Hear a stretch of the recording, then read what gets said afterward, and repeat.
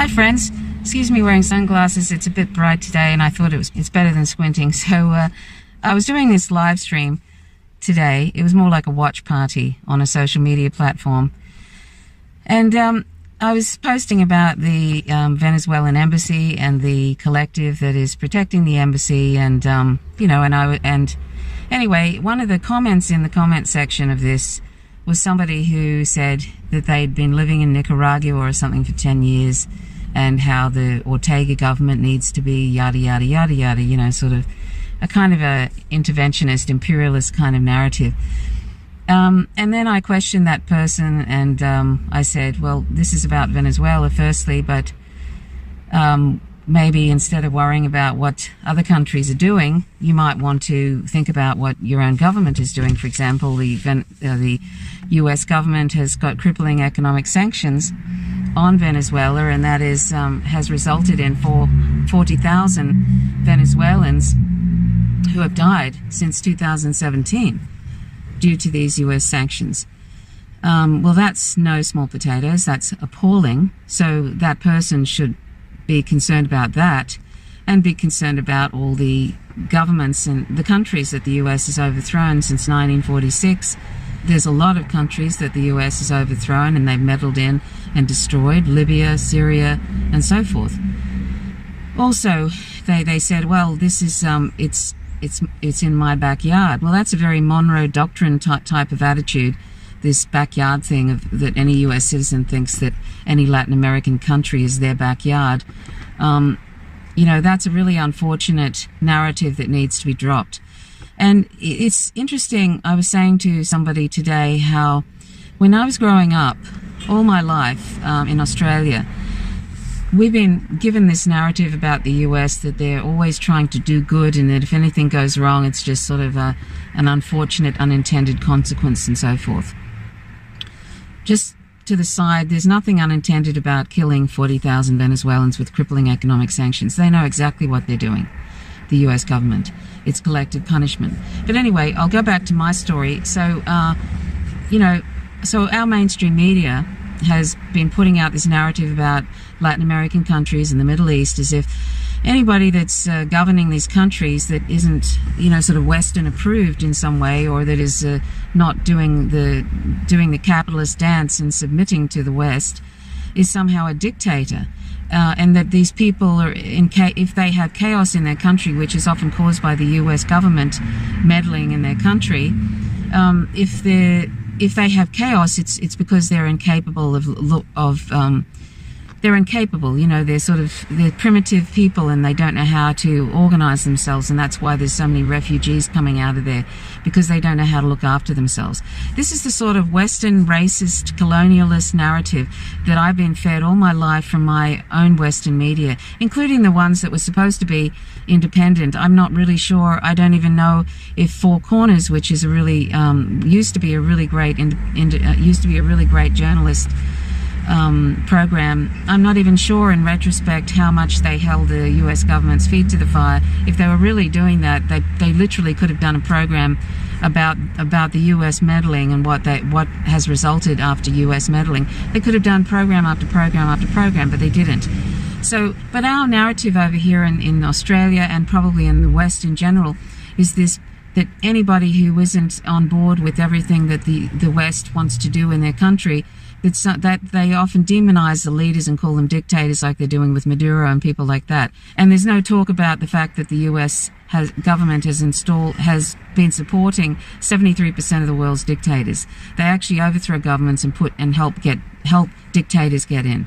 My country's mainstream media has been telling us this narrative about the Middle East and Latin America for all my life, and I've been around almost 6 decades now. So, that's and the governments also support this narrative that the US government is something fabulous, and that whatever they're doing is the right thing to do and the bastion of all that's good.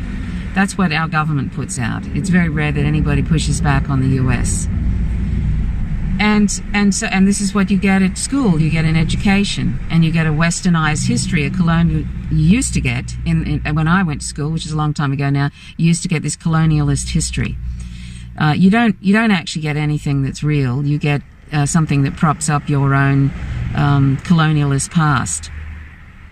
Pretty much you do. What we used to anyway. It's probably different now, but that's what I used to get at primary school and high school in the 60s and 70s.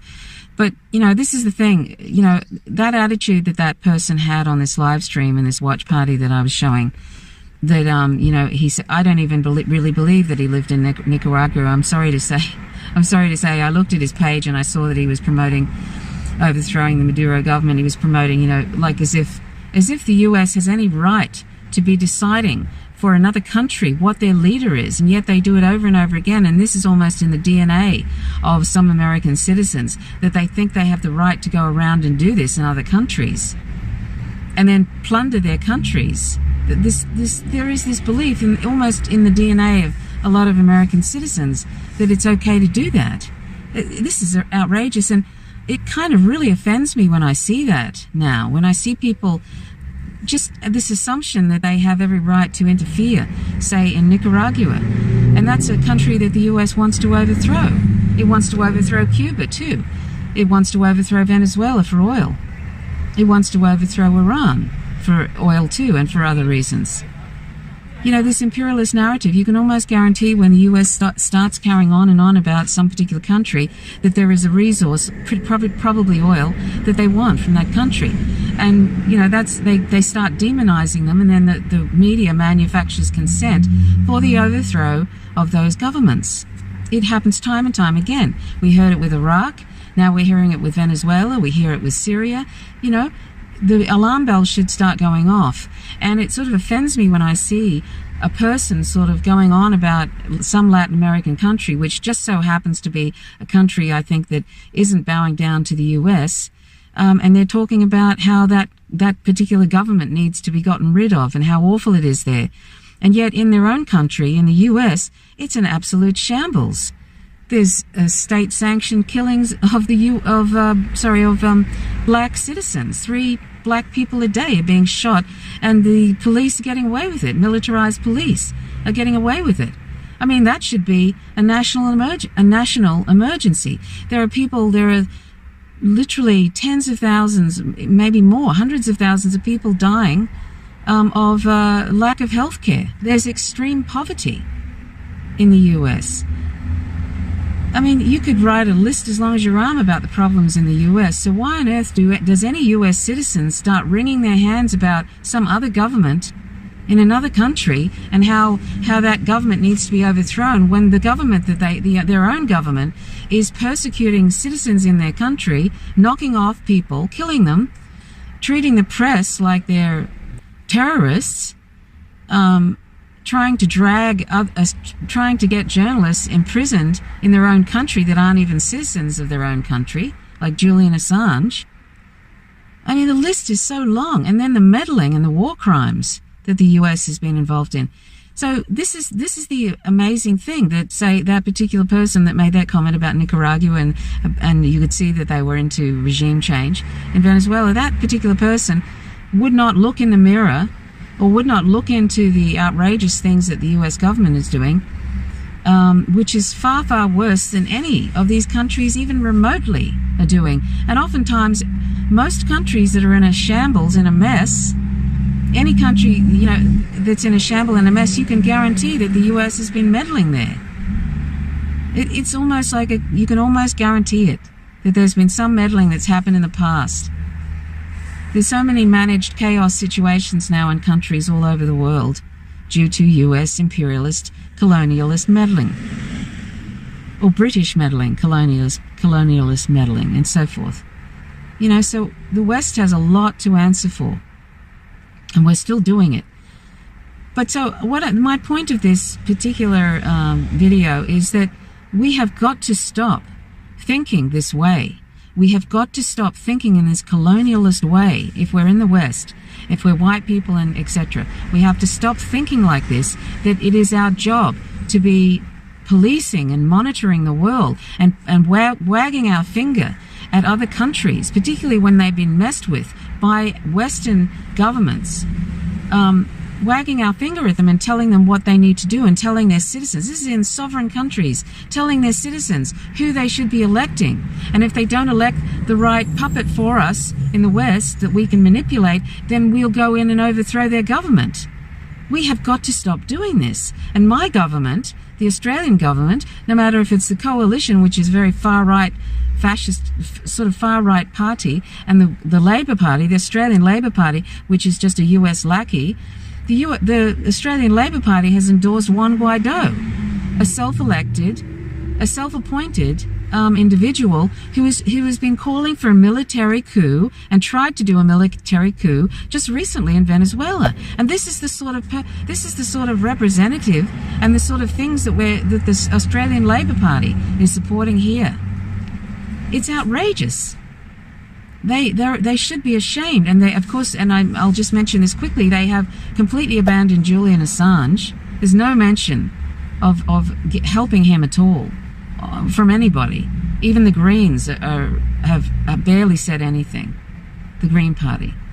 So, but we have got to stop propping up this narrative that we are better than other countries, and that they need to shape up. And the reason they're in a mess is because they're somehow primitive and they don't know how to look after themselves, and that's why there's so many refugees.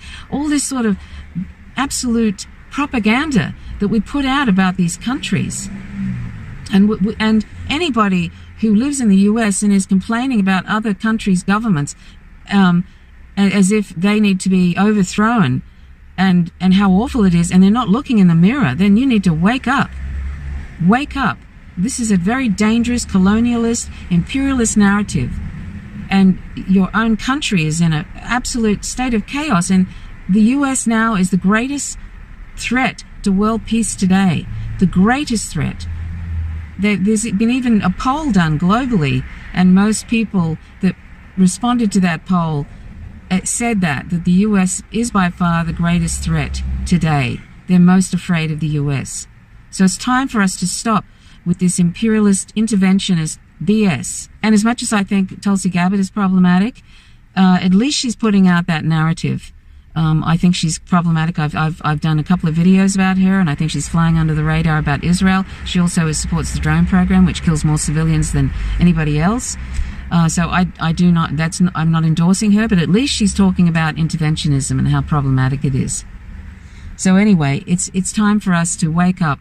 We've been indoctrinated in the West to think this way, and we have to stop doing that. Have to stop doing that. And I invite people to check out the Empire Files. I mention that regularly because it addresses this issue over and over and over again in different ways about different countries. TheEmpireFiles.tv. Please check it out. Anyway, that's all I wanted to say. I was a little bit upset when I saw that comment today. I just find that very unfortunate and offensive at this point, particularly when I'm talking about Venezuela and the terrible things that the US government is trying to do there, including they've already killed 40,000 people with their crippling sanctions, and they know that they've done that, and they've done it as collective punishment, because sanctions, economic sanctions, are an act of war, and it often kills tens of thousands. In the case of Iraq in the early 90s, economic sanctions kill 500,000 children, Iraqi children. And when Madeleine Albright, the former Secretary of State, was asked, was that worth it? She said, yes, that's worth it. That is the US empire in a nutshell. Anyway, please subscribe if you like the content. Click the notifications bell, otherwise you don't receive updates. Please click the like button if you like the content, and I always appreciate your comments. Thank you so much for watching. My name's Trish Roberts. You're watching Faint Signals from Viga. Till next time, bye for now.